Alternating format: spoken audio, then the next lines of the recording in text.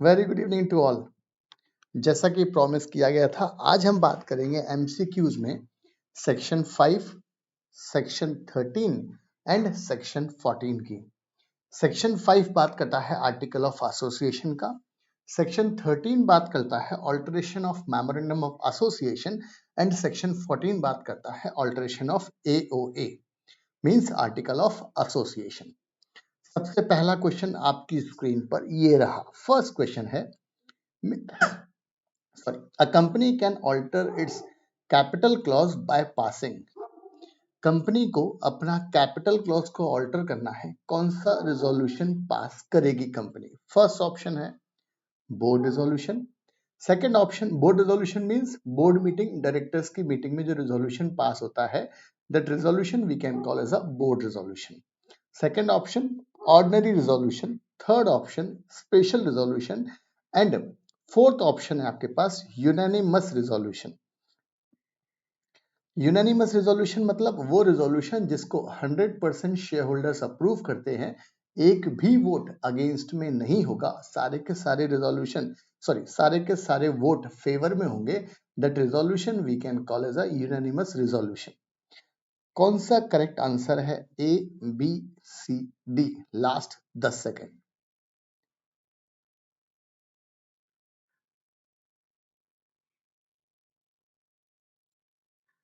Board, ordinary, special and unanimous.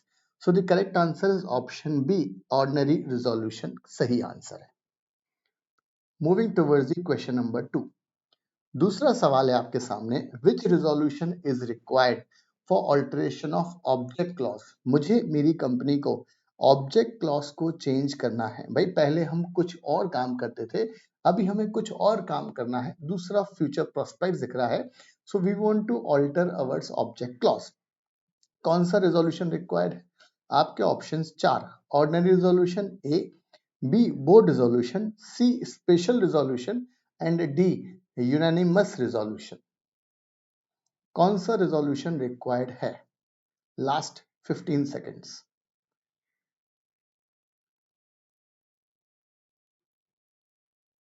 Ordinary resolution, board resolution, special resolution, unanimous resolution for alteration of object clause, and the correct answer is option C, special resolution.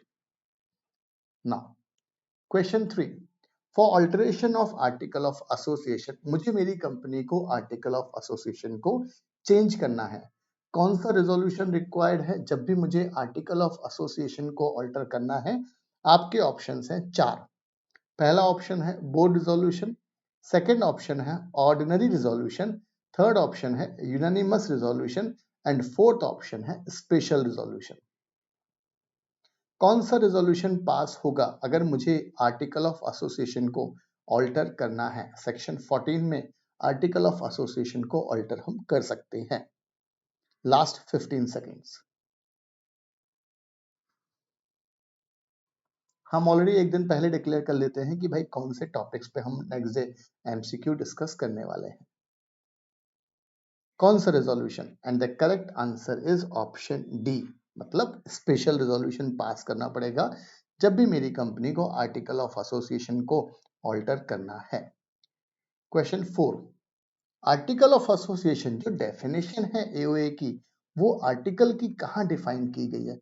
कौन से, हम बात कर रहे हैं definition part की, right? तो compulsory section 2, तो मैंने बता दिया आपको कि सेक्शन 2 में हमेशा क्या होती है? डेफिनेशंस।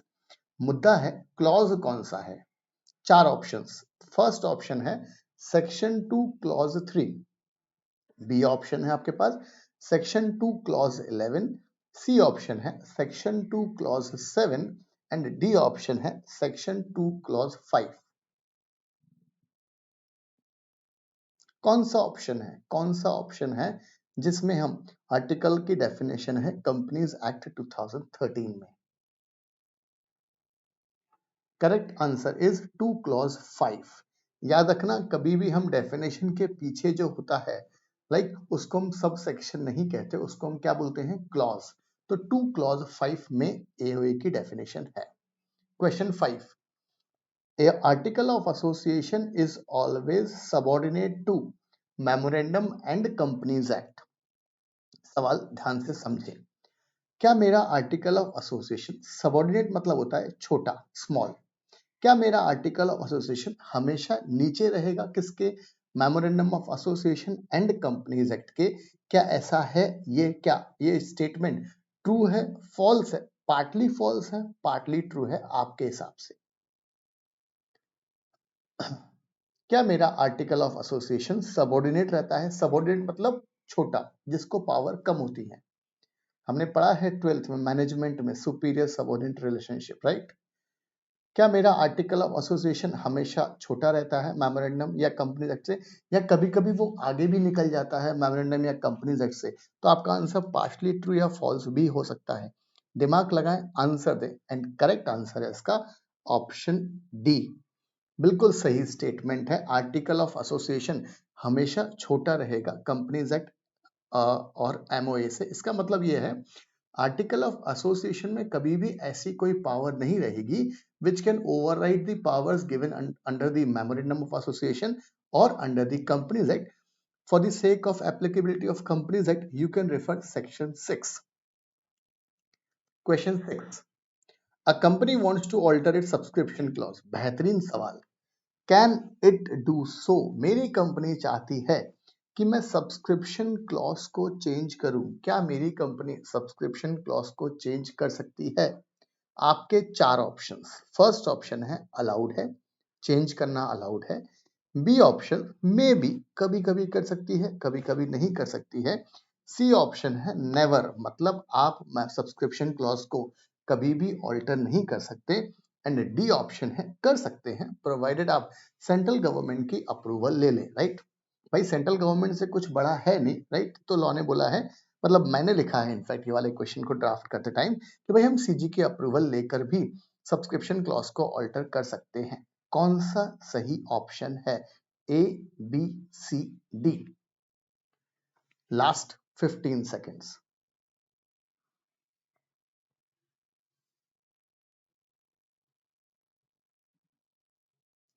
अब आप हमारी वेबसाइट lawcharts.in से सिंगल चैप्टर्स के चार्ट्स भी डाउनलोड कर सकते हैं, एंड अपने पास प्रिंट कराकर पढ़ सकते हैं। चलिए, सब्सक्रिप्शन क्लॉज को ऑल्टर करने का ऑप्शन क्या है, राइट? ऑप्शन कर सकते हैं, नहीं कर सकते हैं। याद रखना ऑप्शन सी है। हम जिंदगी में कभी भी सब्सक्रिप्शन क्लॉज को ऑल्टर नहीं कर सकते। इसका मतलब ये है, शर्मा जी वर्मा जी ने कंपनी इनकॉर्पोरेट करी, सब्सक्राइबर्स टू द मेमोरेंडम में नाम, याद रखना जिंदगी भर एमओए के सब्सक्राइबर्स टू द नेम में शर्मा जी एंड वर्मा जी का ही नाम लिखा रहेगा, राइट? कुछ भी चेंज नहीं होगा। आप शेयर ट्रांसफर कर सकते हैं, that is other thing, but subscription clause में कभी भी चेंज नहीं होता है। Next question 7. Which section is applicable for alteration of object clause? कौन सा सेक्शन एप्लीकेबल होगा अगर मुझे ऑल्टरेशन करना है? किसमें? ऑब्जेक्ट क्लॉज में। बहुत ध्यान से सवाल करें, बेहद सिंपल आंसर है, हम ऑलरेडी डिस्कस पहले कर चुके हैं। ए ऑप्शन 14 सेक्शन 14 में है, बी ऑप्शन सेक्शन 4 बात करता है, सी ऑप्शन सेक्शन 5 बात करता है, एंड डी ऑप्शन सेक्शन 13 इसके लिए परमिशन देता है, alteration in object clause.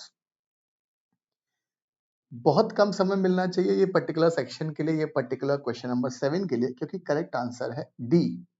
Section 13 हमको ये पावर देता है कि भाई हम मेमोरेंडम में चेंज कर सकें, और भाई जब मेमोरेंडम में चेंज होगा तो ऑब्वियसली हम ऑब्जेक्ट क्लॉज में चेंज कर सकते हैं। क्वेश्चन 8 बहुत ध्यान से दिमाग लगाकर पढ़ें, एंड क्वेश्चन 9 भी जो आगे आने वाला है। क्वेश्चन 8 बोल रहा है, एग्जिस्टिंग पब्लिक कंपनी है मेरी, वो अपने आर्टिकल ऑफ एसोसिएशन को एंट्रेंच करना चाहती है। Now what is the meaning of entrench?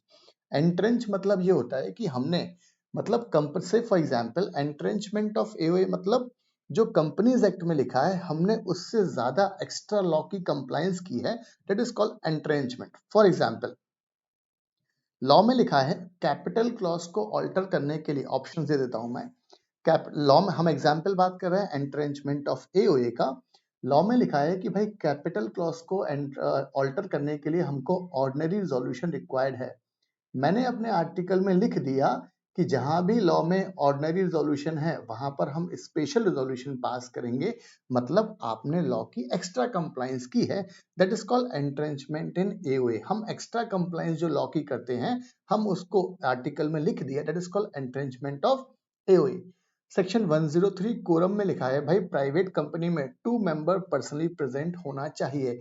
हमने अपने आर्टिकल में लिख दिया 3 मेंबर पर्सनली प्रेजेंट रिक्वायर्ड है, that is called entrenchment of article of association. चले अब हम आंसर की बात करें।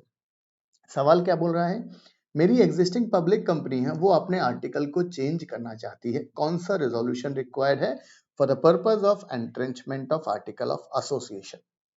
आपके पास 4 ऑप्शन, पहला ऑप्शन है ऑर्डिनरी रिजोल्यूशन से एंट्रेंचमेंट हो जाएगा, सेकंड ऑप्शन है बोर्ड रिजोल्यूशन से हो जाएगा, थर्ड ऑप्शन है यूनानिमस रिजोल्यूशन से हो जाएगा, थर्ड लास्ट ऑप्शन है स्पेशल रिजोल्यूशन लगेगा, एंट्रेंचमेंट ऑफ एओए।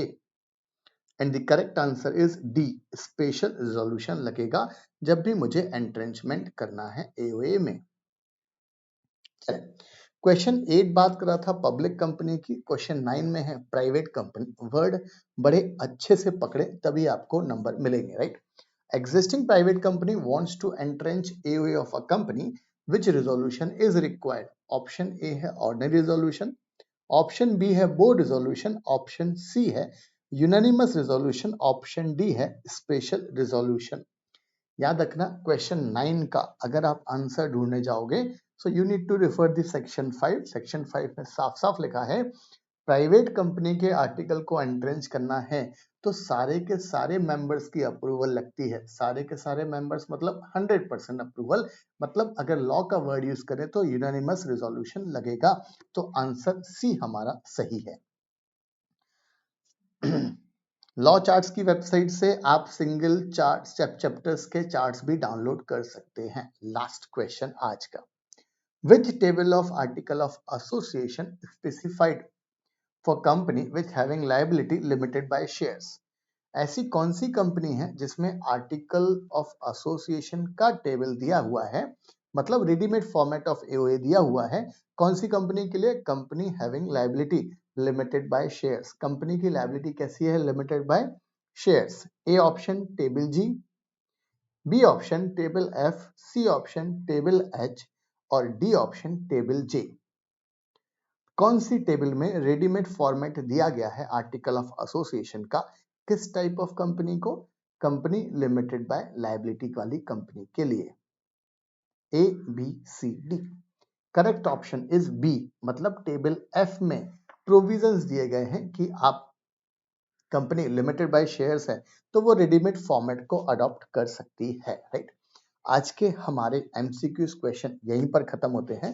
कल हम बात करेंगे टाइप्स ऑफ कंपनीज के एमसीक्यूज के ऊपर। याद रखना बहुत इंपॉर्टेंट रहेगा कल का डिस्कशन, और आज के डिस्कशन में भी आपको क्वेश्चन 8 और 9 को नहीं भूलना है। चलिए, थैंक यू।